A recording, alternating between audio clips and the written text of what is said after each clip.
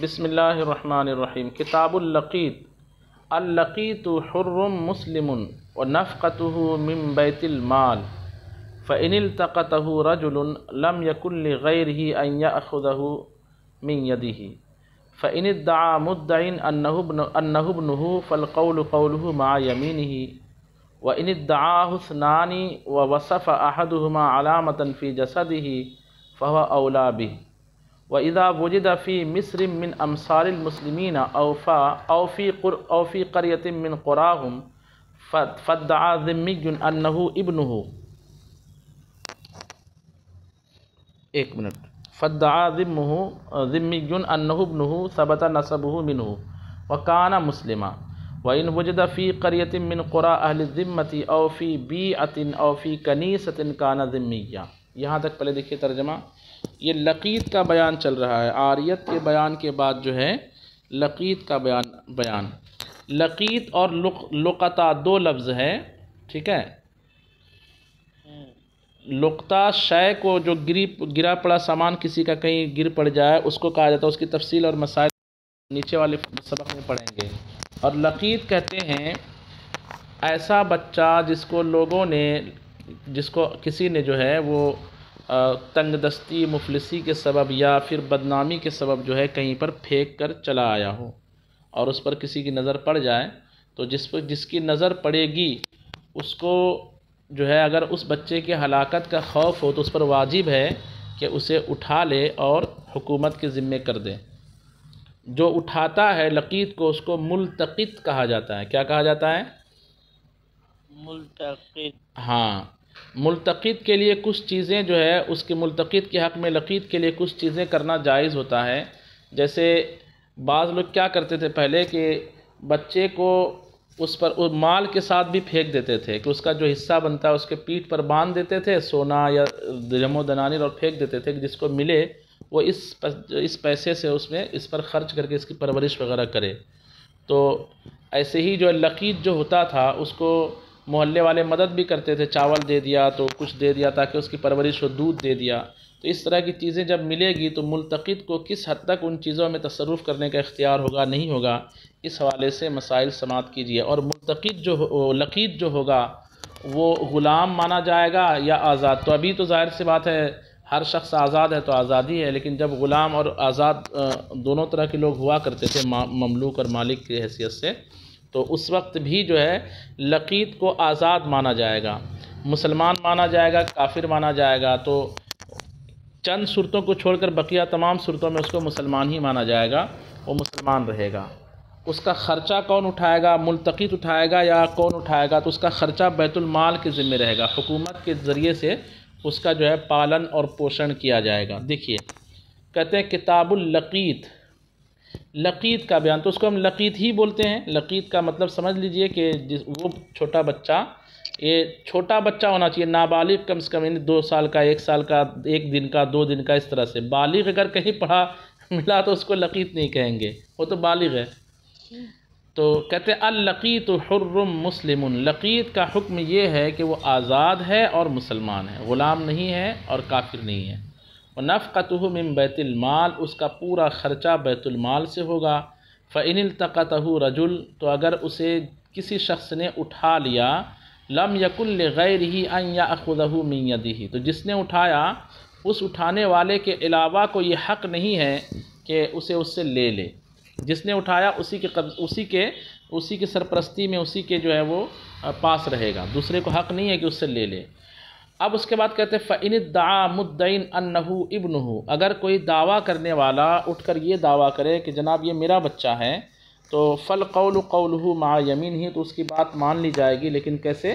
قسم کے ساتھ۔ وہ قسم کھا کر کہہ دے ہے نا کہ یہ میرا بچہ، الیمین علی من انکر والی صورت یہاں پہ کس طریقے سے ہے؟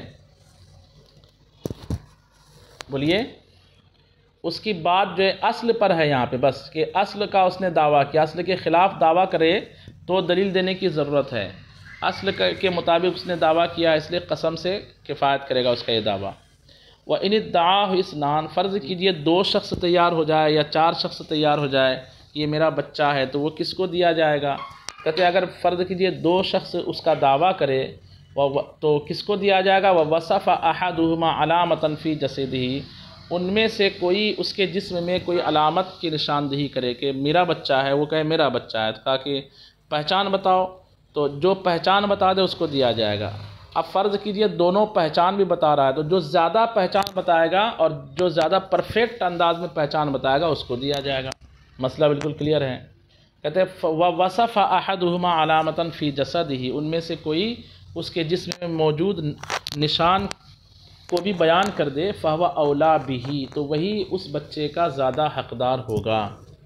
اچھا، اس کے بعد کہتے ہیں وَإِذَا وُجِدَ فِي مِصْرٍ مِّنْ أَمْصَارِ الْمُسْلِمِينَ، اگر بچہ مسلمان کے شہروں میں سے کسی شہر میں پایا جائے، یعنی وہاں زیادہ تر مسلمان رہتے ہوں، او فی قریۃ من قراہم، یا مسلم کے گاؤں میں سے کسی گاؤں میں بچہ ملا، فادعا ذمی، تو کسی ذمی کافر نے یہ دعویٰ کیا انہ ابنہ، کہ یہ اس کا بچہ ہے، تو کہتے ہیں ثبت نسبہ منہ، تو اس بچے کا، اور اگر کوئی دعوے دار نہ ہو تو اس کا نسب اس ذمی سے ثابت ہو جائے گا، یعنی ذمی کا وہ بیٹا تو کہلائے گا، وکان مسلمن، لیکن مذہب کے اعتبار سے وہ کیا کہلائے گا؟ مسلم کہلائے گا، اصل کا اعتبار کرتے ہوئے، اپنے اصل پر، اصل یہ اسلام ہے۔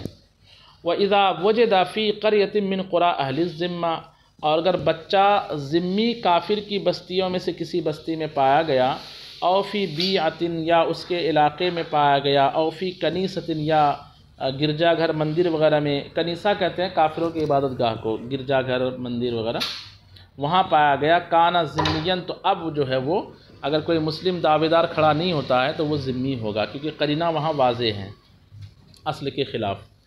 پھر کہتے ہیں وَمَنِ ادَّعَىٰ أَنَّ اللَّقِيطَ عَبْدُهُ، اگر کوئی شخص یہ دعویٰ کرے کہ یہ بچہ اس کا غلام ہے، او امتہ، یا وہ بچی ہے تو کہے اس کی لونڈی ہے، لم يقبل منہ، تو جب تک وہ دلیل پیش نہ کر دے اس کی بات نہیں مانی جائے گی، اس کو دلیل دینی پڑے گی، گواہ پیش کرنی پڑے گی۔ یہاں قسم بھی کھائے تو بھی اس کی بات نہیں مانی جائے گی، کیوں؟ کیونکہ قسم اصل کے خلاف کھانے سے کام نہیں چلے گا، اصل کے مطابق ہو تو قسم سے بات مان لی جائے گی، ٹھیک ہے۔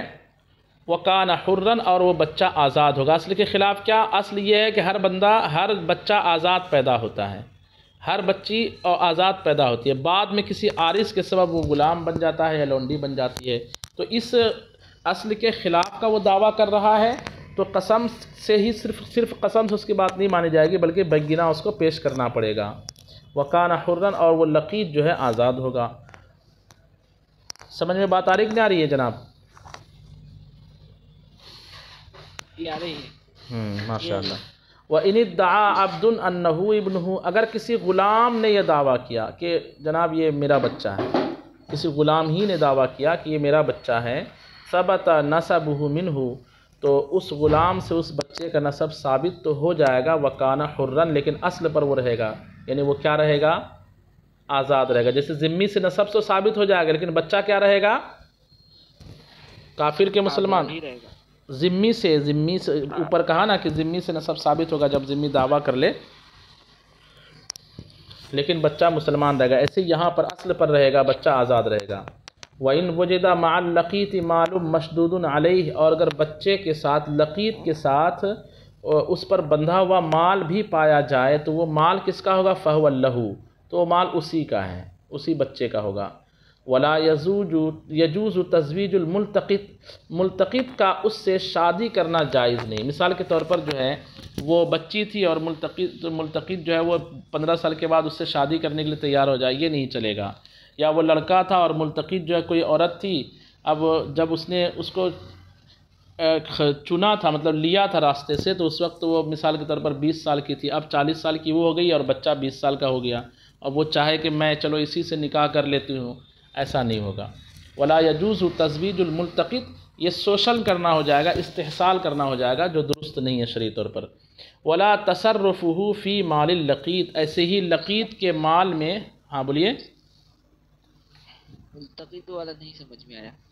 یہ میں نے اسے سمجھانے کے لیے عمر کہہ دیا، یہاں پہ یہ کہ نابالغی کی حالت میں جب تک لقیط موجود ہے، تو نابالغی کی حالت میں ملتقط کے لیے جائز نہیں ہے کہ اس سے شادی کر لے۔ لڑکا ہے تو ملتقطہ لڑکی عورت ہے تو شادی نہیں کر سکتی، ایسے ہی جو ہے ملتقط جو ہے مثال کے طور پر لڑکا ہے اور لقیط جو ہے لڑکی ہے تو بھی وہ نکاح نہیں کر سکتا۔ بچپن میں بھی نکاح ہوتا ہے کہ نہیں ہوتا ہے؟